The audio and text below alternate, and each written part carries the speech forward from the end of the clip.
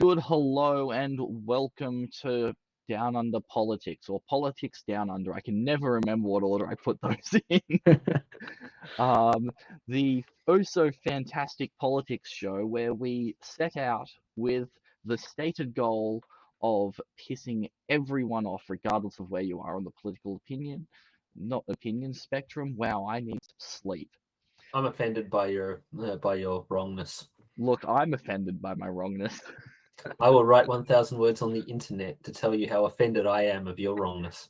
Please make them just I am offended over and over again. Or, just make it 1,000 pages and just set the font to 108. That's also a valid strategy. Apparently our audience is already offended by my offense. So, Mitch, mission accomplished. We can all go home now. Everyone's offended. Excellent. So tonight, this one's going to be shorter than our usual 3.5 million years, as we like to just waffle on endlessly. We have a couple of topics we're going to be talking about tonight.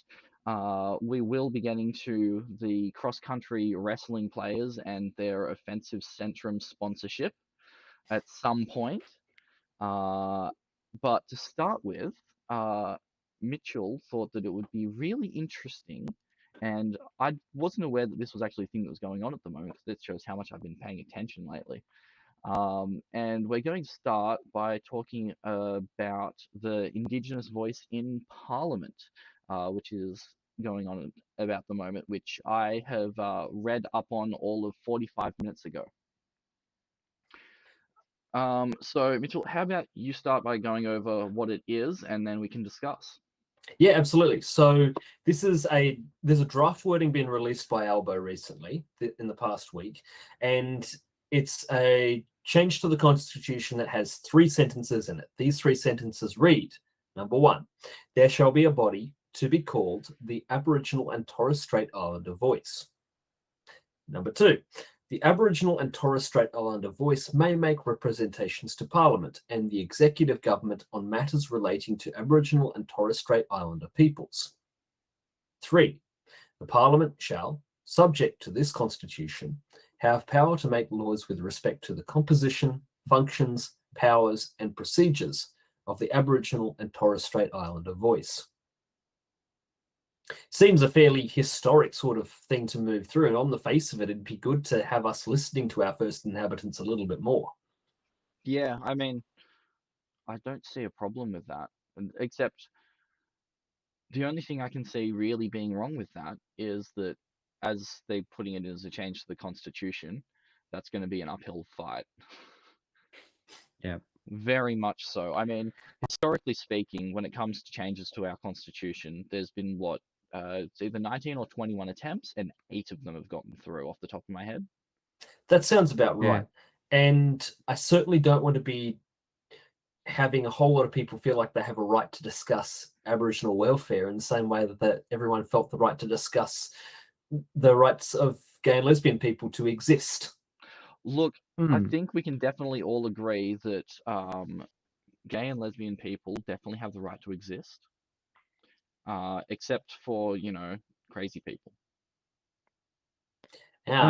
What do you define by that? Oh, sorry, Tom, you were going to say. I was gonna say, Mitchell, I don't know much about this either. How is the Aboriginal Torres Strait Islander Voice elected or selected? Well, that's the thing. We don't know yet. It says the Parliament shall, subject to the Constitution, have power to make laws with respect to the composition, so whether it's elected or appointed, functions, what it's supposed to do, powers, what it can do, and procedures, how it's supposed to do them. I'm assuming this voice or person, so to speak, would have the power to suggest, I guess, present a bill to Parliament, and then it would follow the traditional bill to Parliament and have to get votes from either side to pass through the House and then obviously the Senate. But I guess, my first thought is, how is this person selected? Is it going to be someone selected by the government who's in power, and then when the government changes in the next election, that new government gets to put someone else there? Well, what an That's- excellent question. How prone to politics is this thing going to be? I mean, Yeah, given that at this point it's just a draft, it seems very much like not even skin and bones. It's barely even a skeleton as far as I can tell. And to sort of answer your question, David, from what I understand of it, basically all it would do is set out in the Constitution the framework by which Parliament can then set up rules for assigning people to this body. yeah. Is it? But do we know if is it a body of people or is it one person? Well, I guess it's just setting up a framework for Parliament to be able to determine what it would be. Right. Why can't they do that now? Look, good question, and you'd probably need a constitutional lawyer to answer that. But I'm going to answer your question with another question. Why did we have a plebiscite instead of just making gay marriage in law? Who knows? That The answer to that question is actually probably not that useful to the conversation because the answer is Malcolm Turnbull didn't want to piss off the right. He pissed off the right anyway. How'd that work for him? Look, he gave them a chance to whinge and complain about it. didn't And that cost actually, like he pissed 2 off. million or something, few It million cost a dollars lot. to A small price to pay to get Tony Abbott out of office. True. I suppose. True. I kid. I've heard the man's incredibly lovely and a nice guy to be around. Hey, I mean, at least he's a volunteer firefighter. He's got something going for him. This is true. He does get more points than our previous shithead in chief. He's a better doesn't looking hold a man than I hose. am, no homo. Look, I think we can all agree that Tony Abbott definitely likes Speedos. Why'd you have to say that for? Because I just wanted to put that image on everyone's head. Look, our stated goal, David, is piss off everyone. Including each other. I thought you'd do that through rage, not cringe. Look, either or is a valid strategy. To be fair, if you worked as hard on your body as Tony Abbott did, you'd want to show it off like that too. Look, I'll give you that as a valid point. And no, I'm not going to Google that because I don't want to know what they will try and sell me if I do. The internet tries to sell me enough weird shit as it is. Yeah, David, you had something? I opened up a news article before about this position, and it's like Albanese pointed out that the entire parliament endorsed in the 1967 referendum on whether federal government should be able to make laws for Indigenous Australians and whether they should be counted in the census. That seems. It's like, yeah, duh. Well, I mean, I'd like to remind you of our country's racist ass history in that when we landed here, when Europeans landed here initially, they considered Aboriginal people to be fauna. So, I mean, it's probably not that much of a stretch given that that is our history to say at some point they had to have a discussion about including Aboriginal people in the census. Yeah, but I can't remember what year. I think it was in the 50s. That was what was the it's annoying now. I can't remember the bill. I'll be able to find it in a sec. The bill that they passed on January 26th that made all Aboriginals technically Australian citizens, and it changed us to being Australian citizenship rather than British. What do they call it? British citizens, effectively. I mean, It's the reason we celebrate Australia Day on the 26th. Because that was the day the bill passed. Interesting. So I will find. Look, I've just Googled it, and I've come up with this great article, which I've not had a chance to read yet, so I have no idea how valid it is, but it's from AAP Fact Check. And I'll just put it on screen for everyone to see, and I will share it to you as well.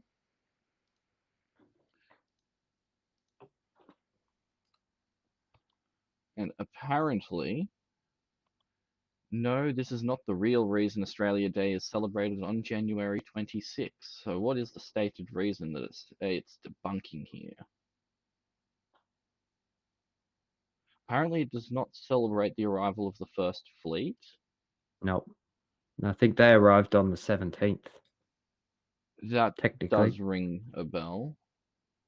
I'm guessing that. I can't remember exactly. I think it was, if you look, the bill part. Yeah, we arrived on the 18th. It says right there. Yeah.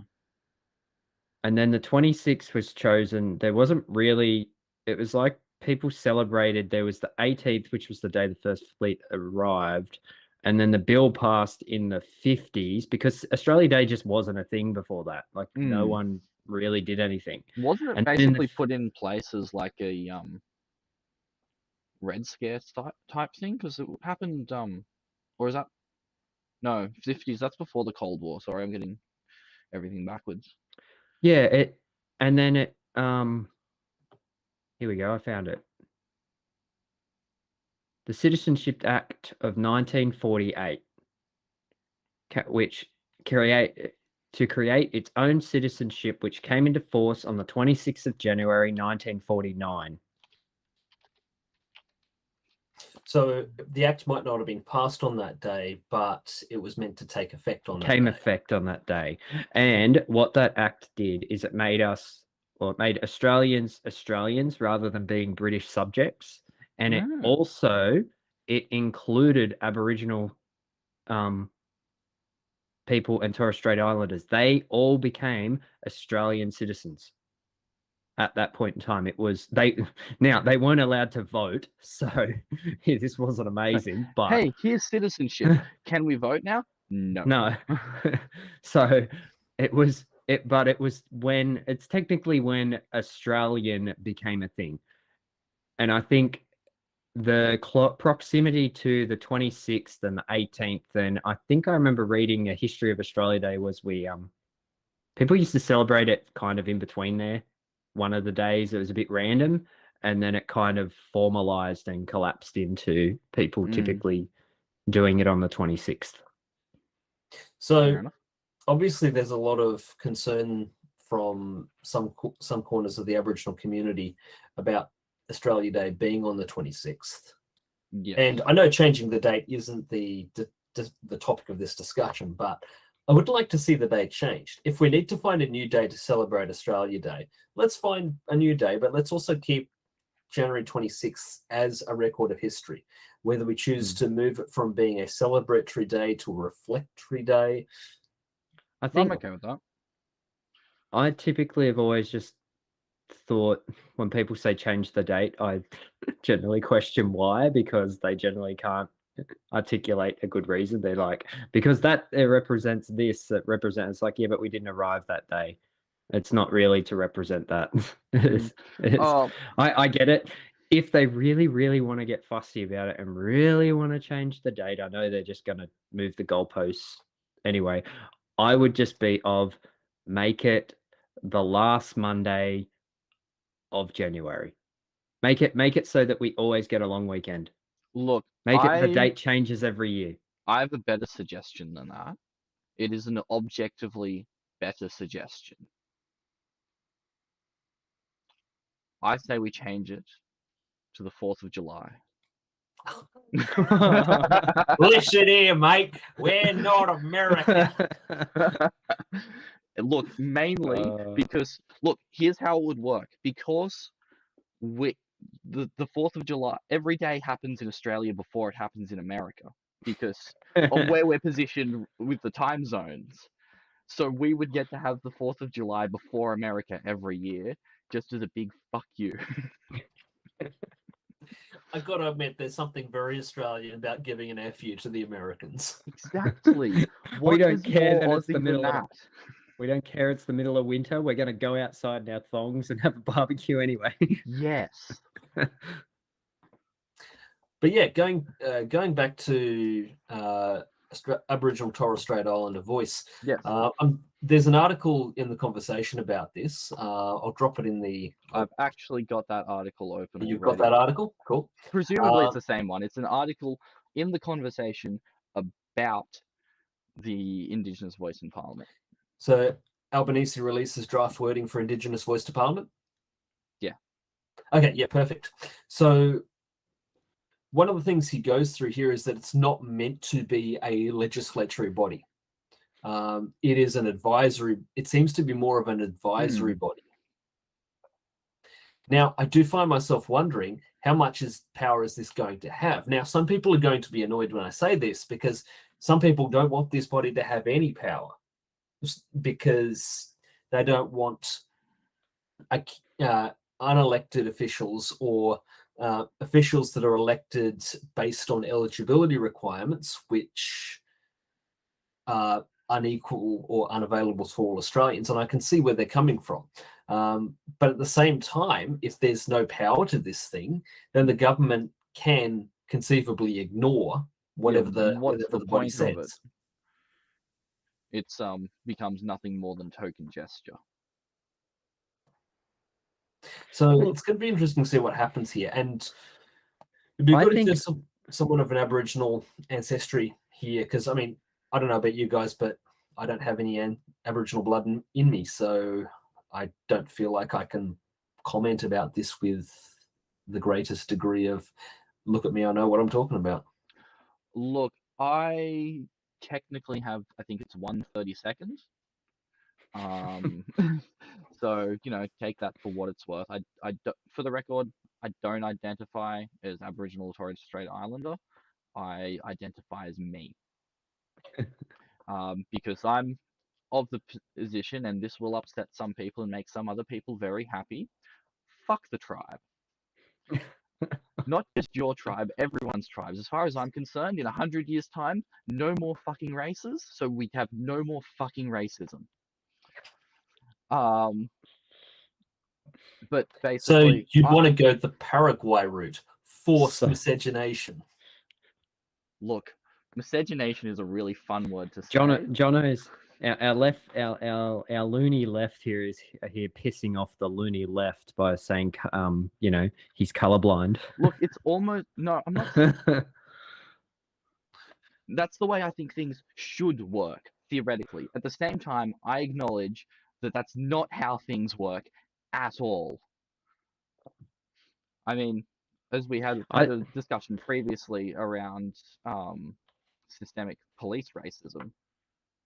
Well, I feel like this one, like what you were saying, Mitchell, was that either they have no power, and Jono, you said, well, then they're just token gestures, or they have power and they're an unelected body. I would prefer if they're unelected, they don't have power, and they can provide suggestions or present bills to Parliament, similar to they're kind of like a third party in a way.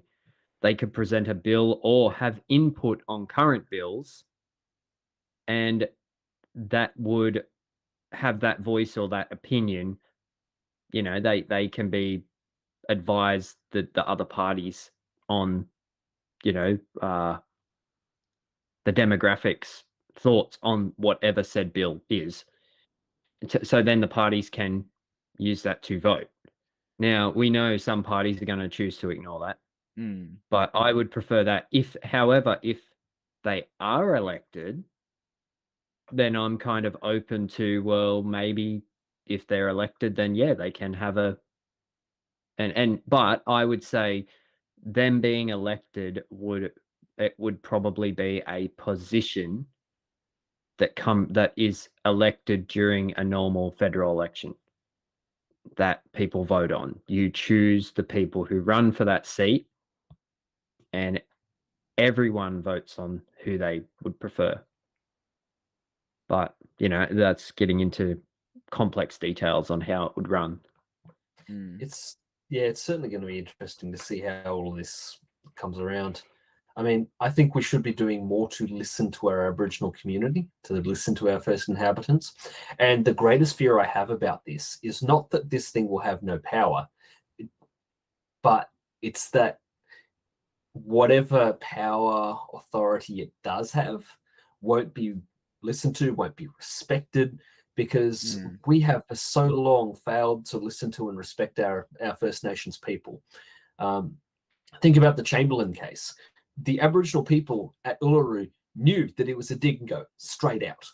That's what they said to the cops. This was obviously a dingo, but we didn't listen to the Aboriginal people, and an innocent woman got put in jail for a period of about 6 or 7 years because the white men knew better. Let's look at land management as well. We don't involve Aboriginal land management techniques, and as a result, we suffer bushfires that the Aboriginal people do not suffer. So we should have been listening to our Aboriginal people in the way that we take care of our country.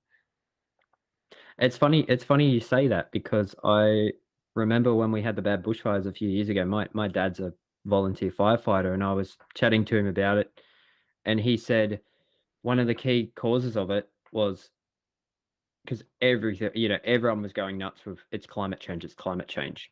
And he said, no, this is normal. It was a result of multiple years of failures to prepare. Yes, we did have hot weather, which, climate change played a part, but he said there was so much hot weather and dry weather. There was just a buildup of shrub. And he said the key thing was it is so hard to backburn now. It's like nearly impossible. All the red tape you've got to jump through. He said you've got to plan nearly 18 months ahead just to backburn an area. You've got to jump through council loopholes, government, state government. You got to get all these approvals. And then if the community goes, we don't want you to backburn there, it gets all thrown back and they got to kind of start again. And he said all the Aboriginal community, they're like, no, you're not burning in our area because that's our land and you can't burn there, backburn there. And he said it happens all the time. They always plan, and then usually the community or the Aboriginal community push it back. So you just made me think of that when you said that, and I just thought that was when I heard all that, I was like, okay, it's interesting to hear that those fires probably could have been prevented if we had been allowed to burn more. I'm not saying what you're saying is wrong, but let's acknowledge that that climate change is giving us less time to do that backburning, in addition to all the red tape and everything. Well, it does create conditions where it is harder to have a controlled fire. Yes. And so that can delay it as well. You get there on the day and it's like, oh, it's going to be a 40-degree day and windy. Guess what? We're not going to actually light a controlled fire today. Yeah, because it won't stay a controlled fire. Exactly. But on top of that, what you mentioned about how the lack of maintenance and build-up of all of the, dry shrub again and again, with climate change only getting worse, it's just that problem's going to be exacerbated more and more. So that's where the whole thing that it was El Nino, and now we're in La Nina. That's why we're getting so much rain. That's where it's why when you hear people who deny climate change go on about how bushfires always happen, you can't contribute any one bushfire to climate change. They're technically correct, just like you can't contribute any natural disaster to any one cause. It's an amalgamation of lots of different things that all contribute to a varying degree. I can't remember the term, but it's like a series of unfortunate events pretty much led to those bushfires of it was everything. A perfect storm of everything that could have gone wrong went wrong. Yeah, there was less backburning, less that we had the longest El Nino dry spell that we had ever had, pretty much. And I think that, and then obviously, and having the longest El Nino dry spell raises questions of like, wonder what's causing that. Yeah, I wonder what caused that. Yeah, it's almost like something's changing at a really fast rate for some reason. It's almost like we're getting hotter and drier. Why this might be? I can't think of a reason. It's almost as if the weather is changing for some reason. But not weather daily, over a long period of time. Yeah. Look, I mean, it kind of goes back to the old saying. No, not saying. There was, I forget who it was. Someone put up a bet where anyone who denies climate change can take them up on this bet. It was like for $10,000. And the bet was basically, if the next year does not is not one of the 10 hottest on record, then they will give you the 10,000. But if it is one of the 10 hottest on record, then you have to give them 10,000. And basically, so it's 50-50 as far as which way the money goes, because you have one outcome sends money one way, one outcome sends money the other way. And if the climate change deniers are correct, the maths should weigh in their favor, because the records go back, 100 plus years, which means the odds, if the climate is stable and not changing, the odds of the next one being in the top 10 is like less than 10%. So you have a lot of value in that wager. No one seems to take them up on this. I mean, come on, climate change deniers. Put your money where your mouth is. I will give you, look, I'll wager 10,000 Dogecoin on it. How much is that? Good question. How much is a Dogecoin at the moment? I might be able to make this sound even more impressive. Look, that's still 1,000 Australian dollars. It's still money. I'll wager 10,000 Dogecoin on it.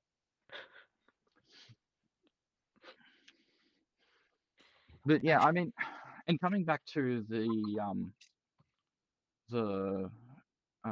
Aboriginal voice in Parliament, that's something where if you were to even implement that at a state level as well, it could be helpful with working out how to prepare for expected bushfires. Because the 2019 Black Summer bushfires, there was the fire services were saying, hey, we're seeing all of these things coming together. This fire season is going to be really, really bad. We need to prepare for this. And the government just went, nah, she'll be right.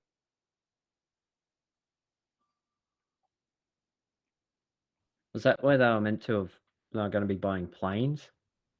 That was when the discussion about buying water bombing planes came up, which, given that Australia has been invaded all of, I can't really think of how many times Australia has been invaded since it was since Federation.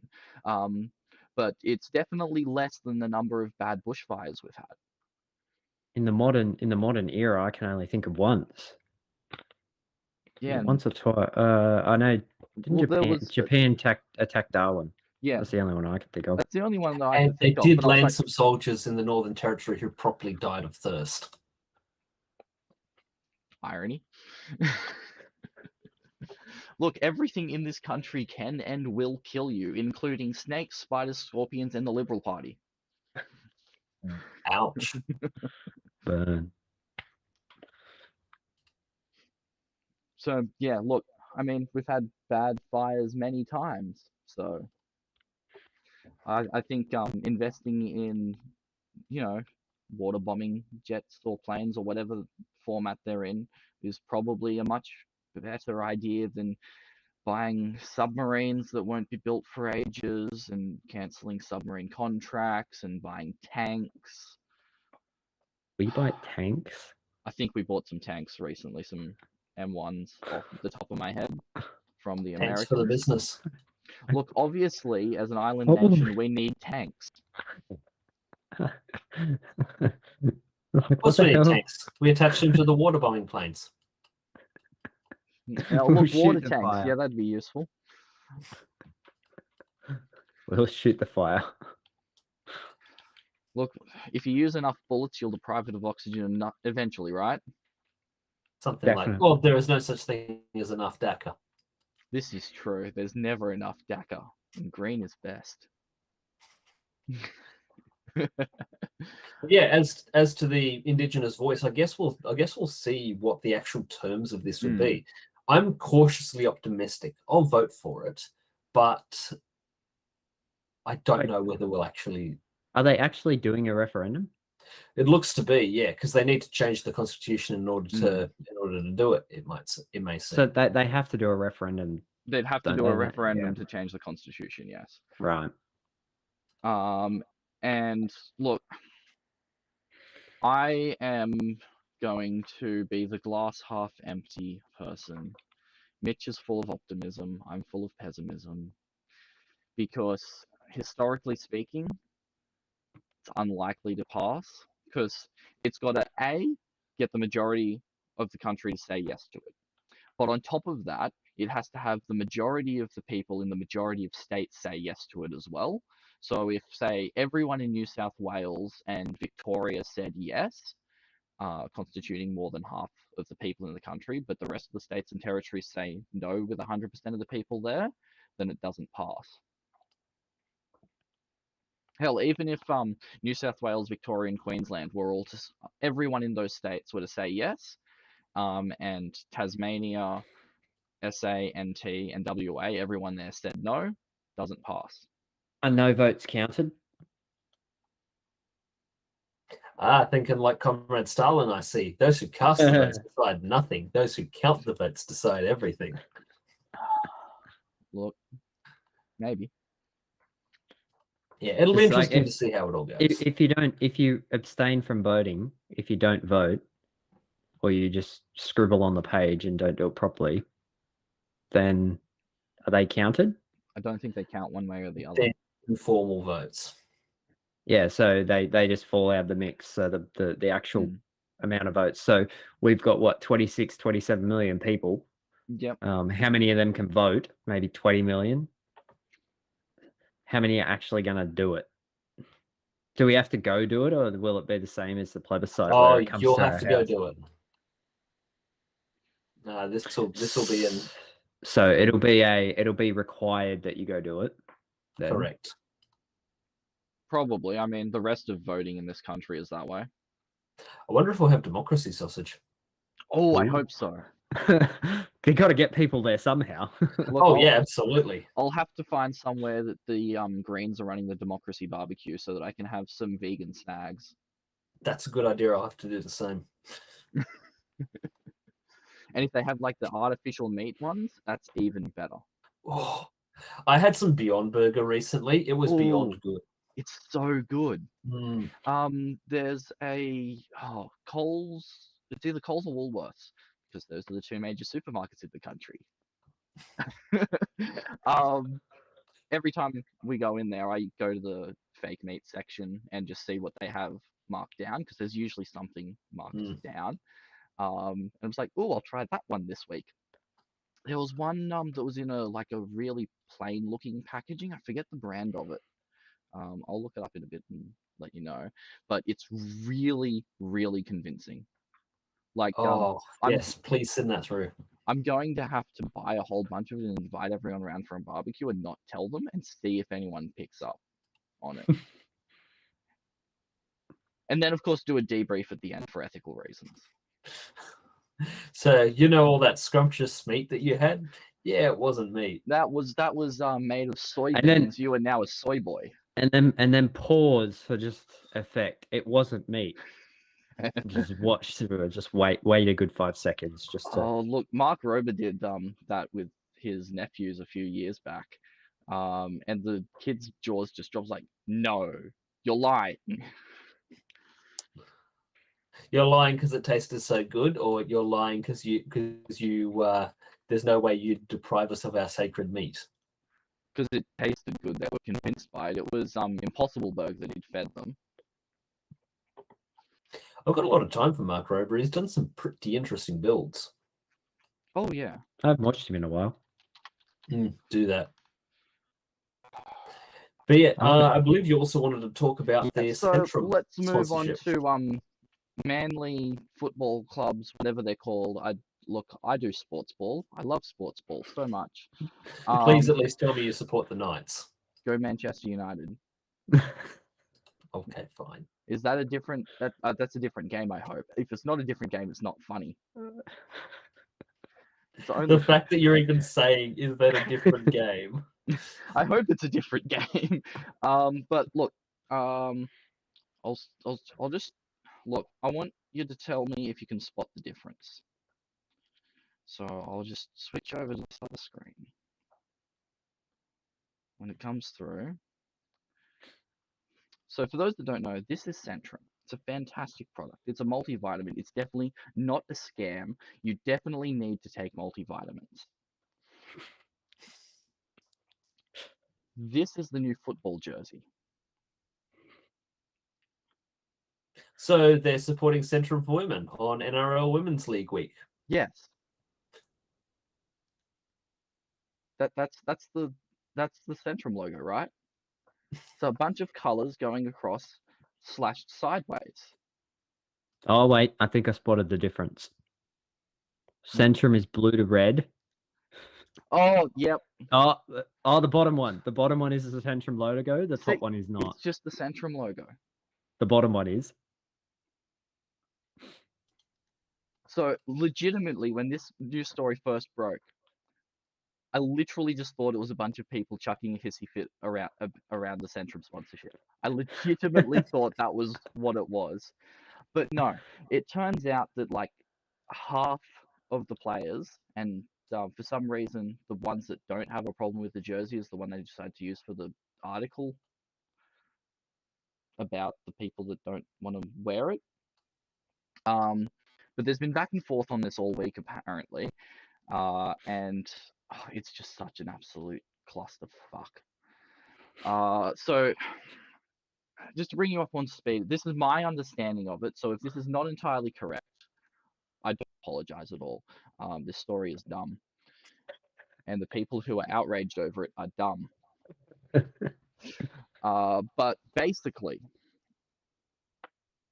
they bought out a jersey with the Centrum, with a pride stripe on it. And 7 of the players on the team, I don't know 7 out of how many because I have no idea about this game. I had to look it up. It's 13 players. So So more than half yeah. had a problem with this because they are Christians.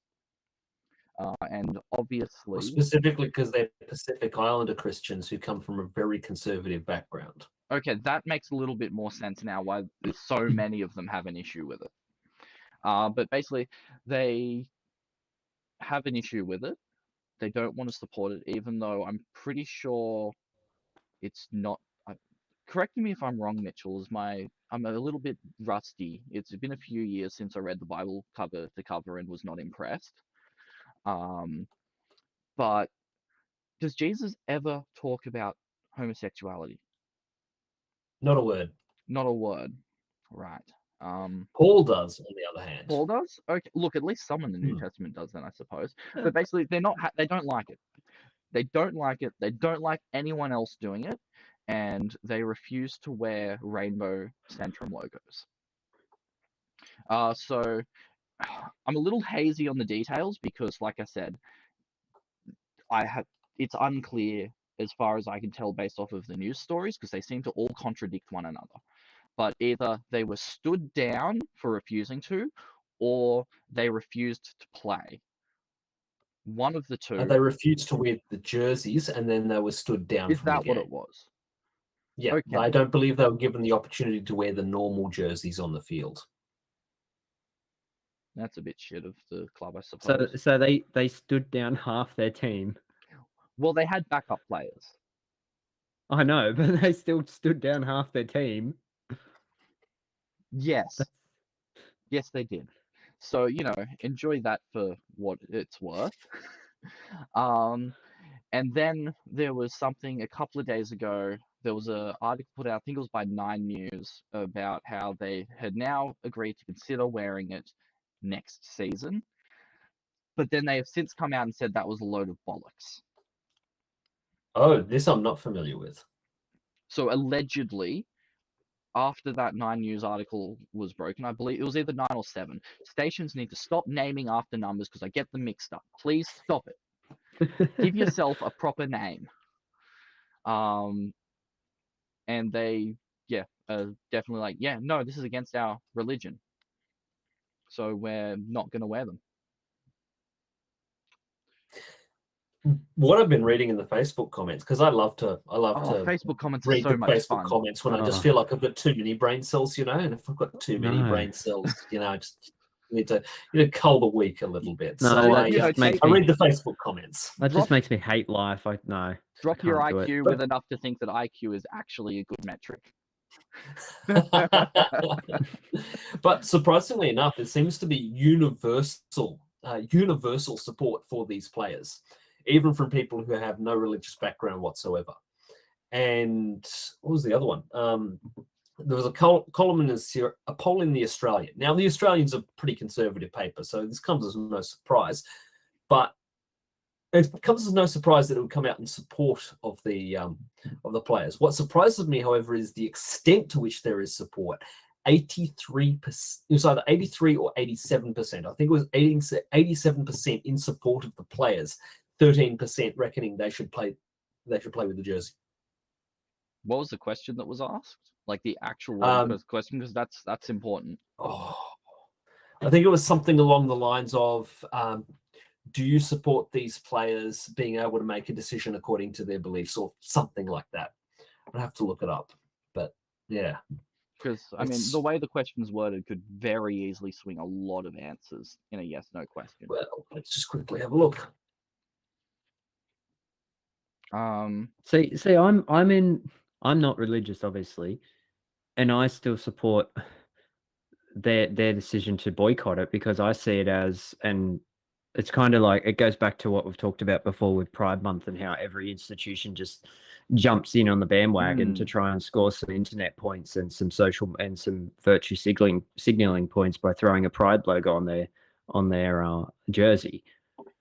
And I can understand. I guess if I was a football player, which as you can tell I am not, I would boycott it just because I'd see it as it's all just a farce. They're not doing it for the right reasons. They're just doing it to look good. And it would have nothing to do with, I would see it as putting this on the jersey. You're not doing anything. You're trying to make a statement out of it and go away. Like, stop trying to politicize something that doesn't need to. Like, I know technically it's not political, but look, everything is political. Unfortunately, so. I just hate that they try and and I think you said this, Jono. They do it for the news article of the people. Yeah, well, ever since and this is gonna sound off topic, but it gets back on topic very quickly.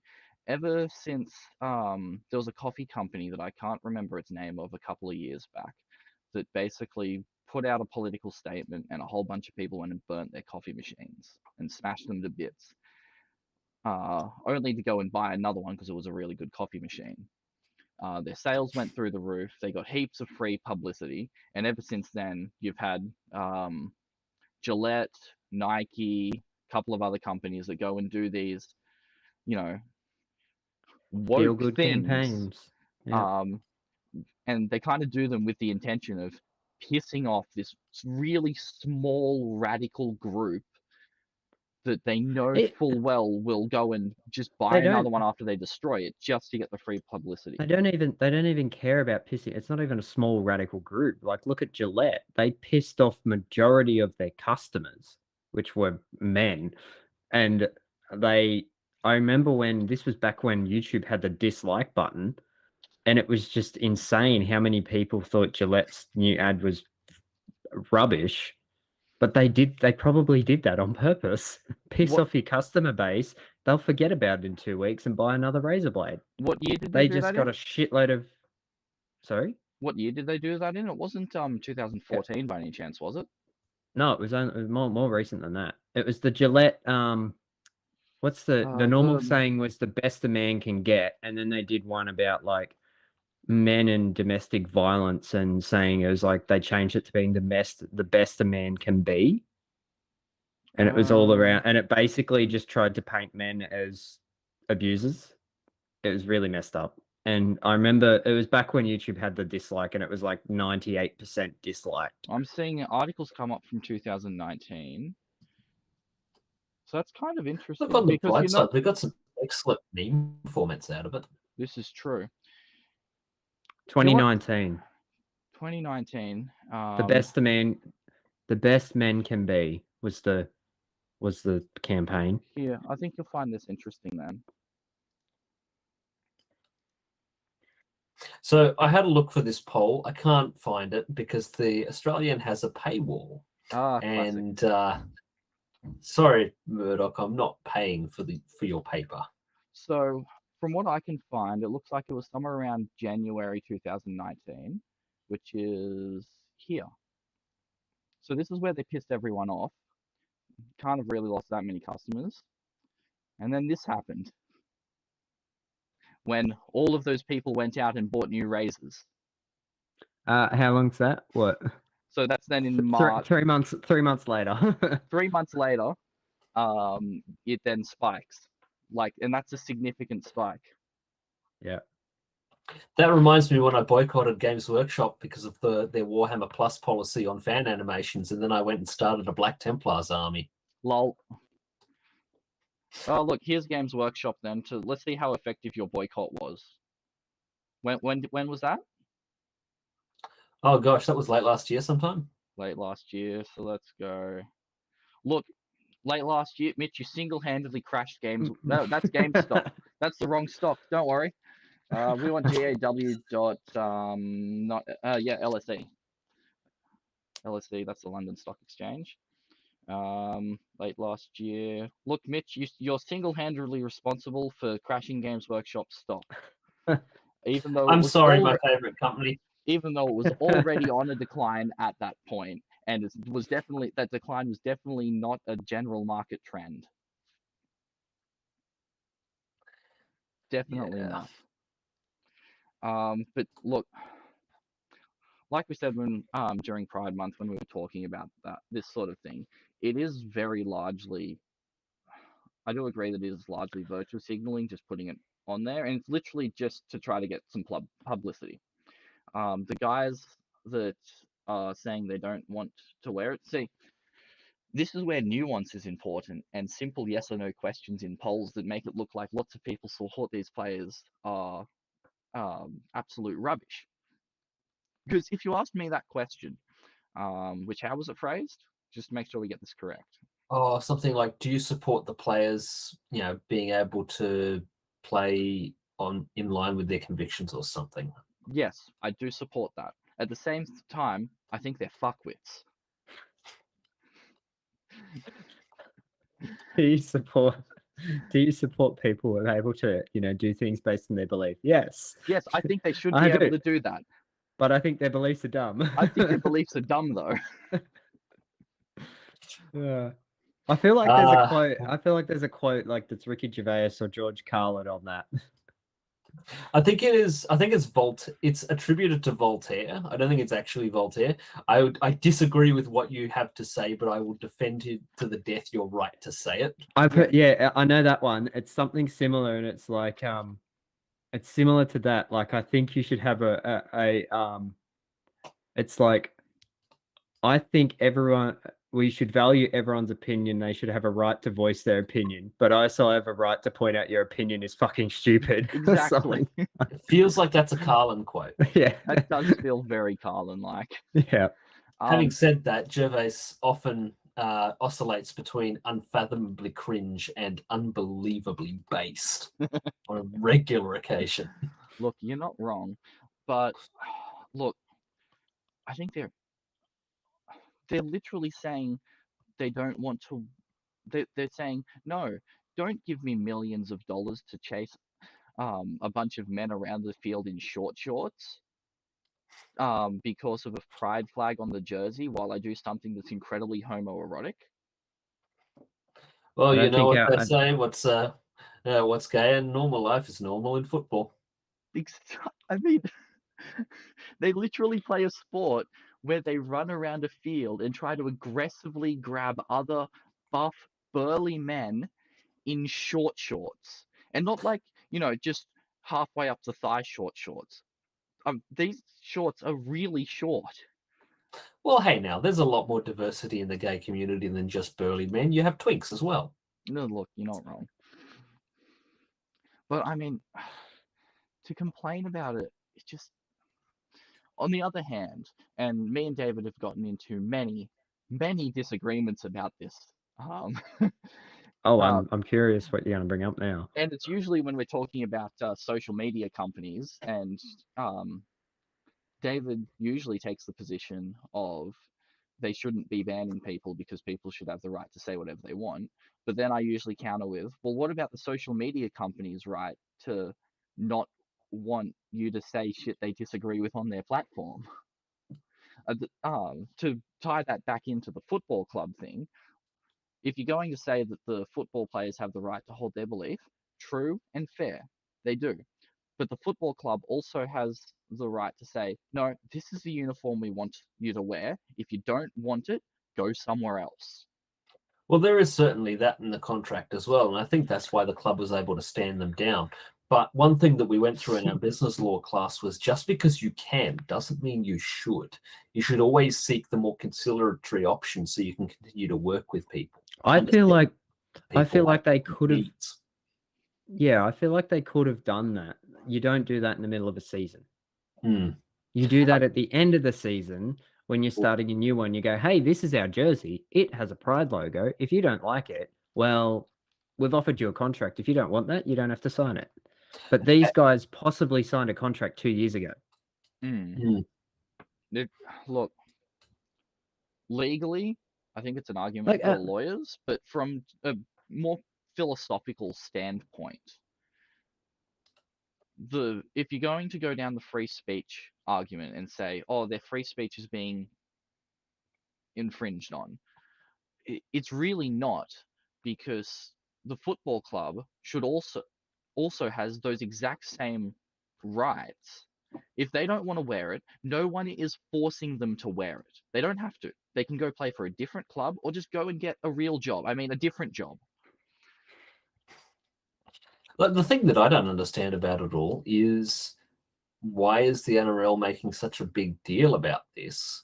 Because less people are watching the NRL these days? I don't know a single LGBTQ person who gives a flying toss about football. I'm not going to lie.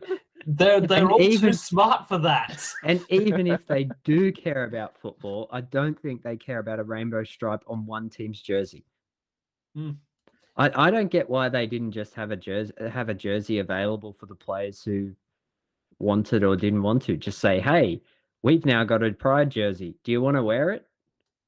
Guess what? 6 of the players on the team would have been like, hell yeah. 7 of them would have been like, nah, we're good. We'll just wear the old one. And the problem with how it's all gone down is that the club trying to force this, mandate this, has actually backfired on the LGBTQ movement in general, because now people are starting to perceive it as being a coercive movement, which I think we all agree that it's not. Oh, yeah. So Mitch, what you're saying is a corporation, because I'm fairly sure they are incorporated. I believe so. Don't quote me on that, though. A corporation is trying to use the LGBT movement to profit off of, and they are, as a result of that, the people they are trying to promote and represent and help are suffering as a result of it. Oh, I see where you're going. You're trying to make me say that, so why do you trust corporations? And the simple fact of the matter is I don't. Oh, no, I know that you don't. But my point is that, and we touched on this very briefly when we talked about Pride Month, is that it's whenever corporations go and put Pride logos on stuff, they're not doing it because they genuinely hold a belief that homosexuality is great and want to promote it. No, they do it because it's profitable. No, exactly so.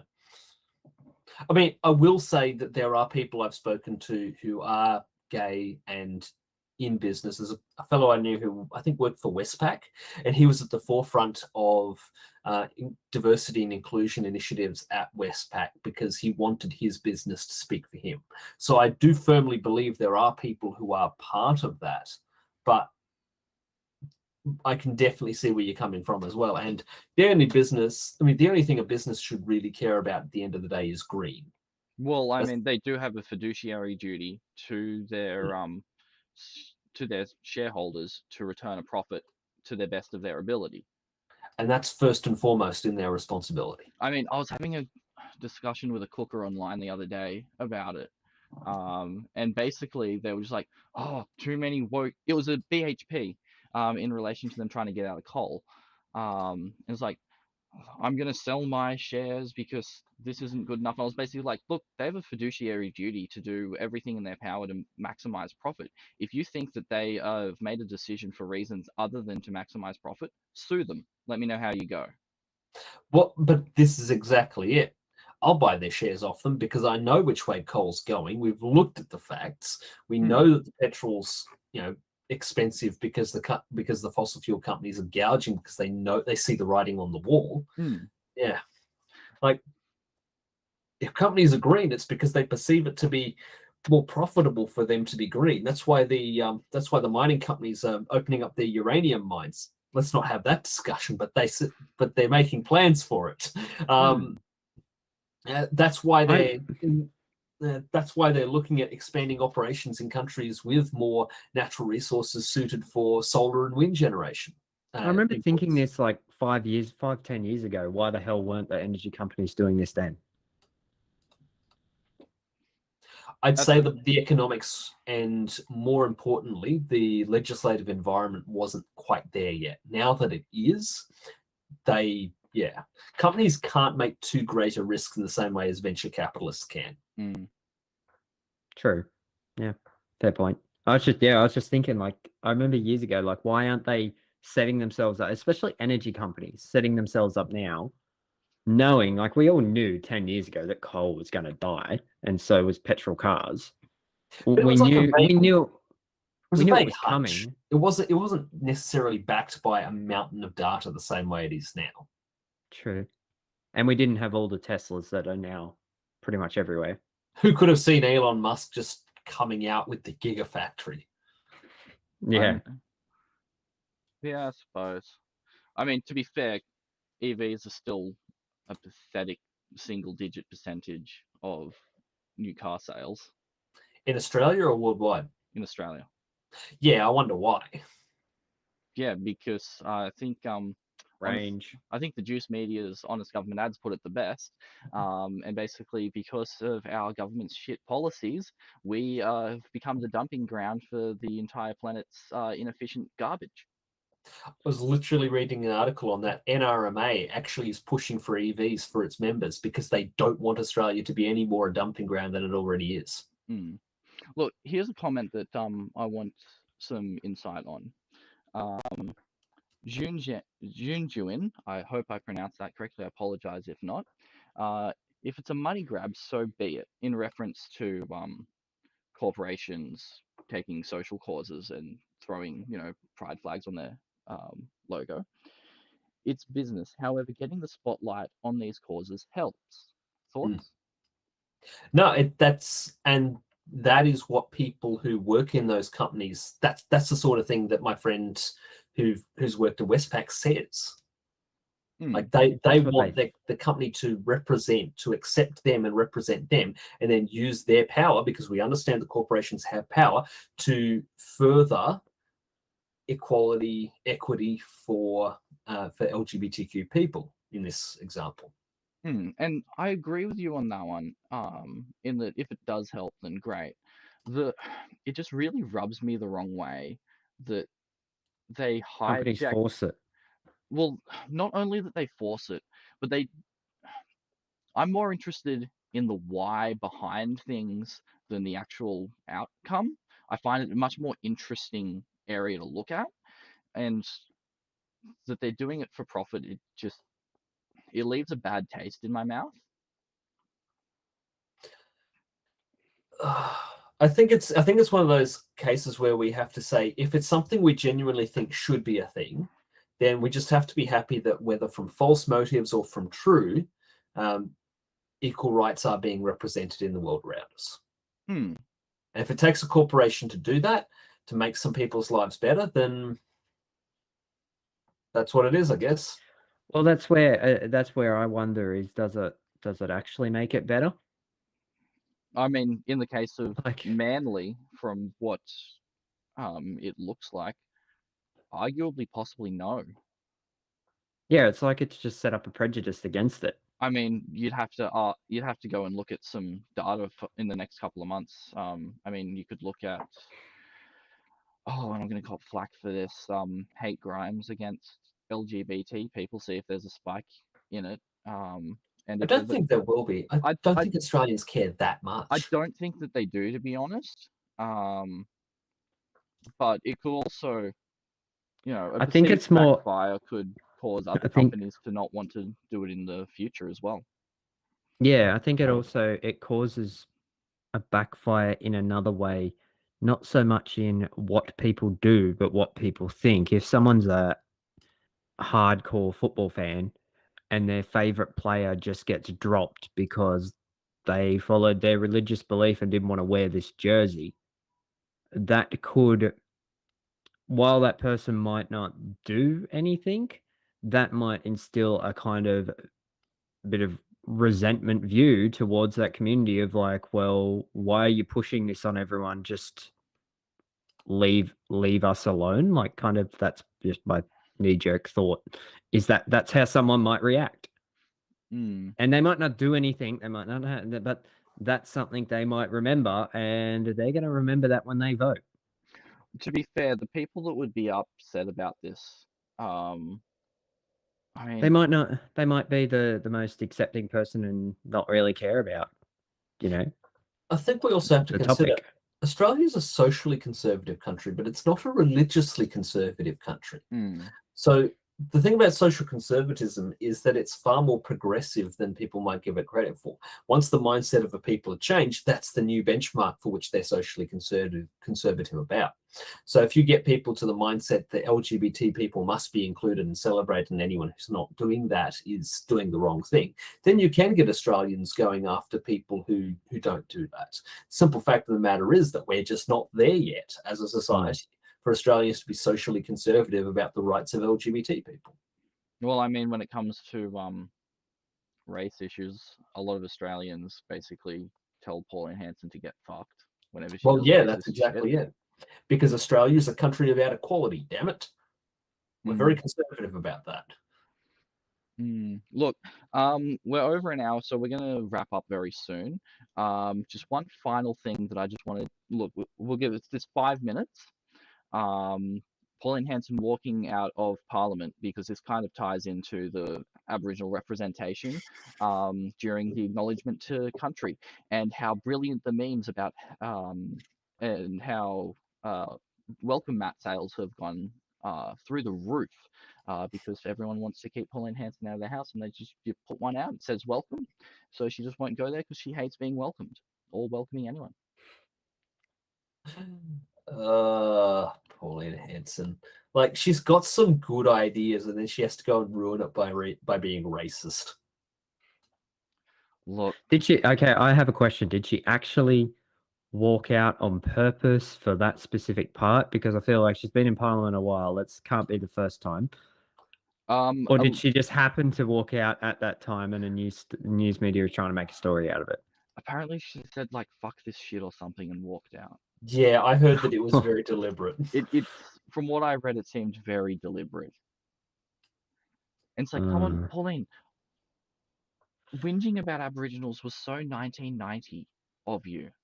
I thought you'd moved on since this. I thought your new boogeyman was other brown people from the Middle East instead of from Australia. I thought that And was to your her credit, boogeyman. she's moved on from Asians. Has she though? I mean, what's next week? She's going to walk out of Parliament because, Penny Wong stands up to give a speech? Probably, but not because Penny Wong's Asian.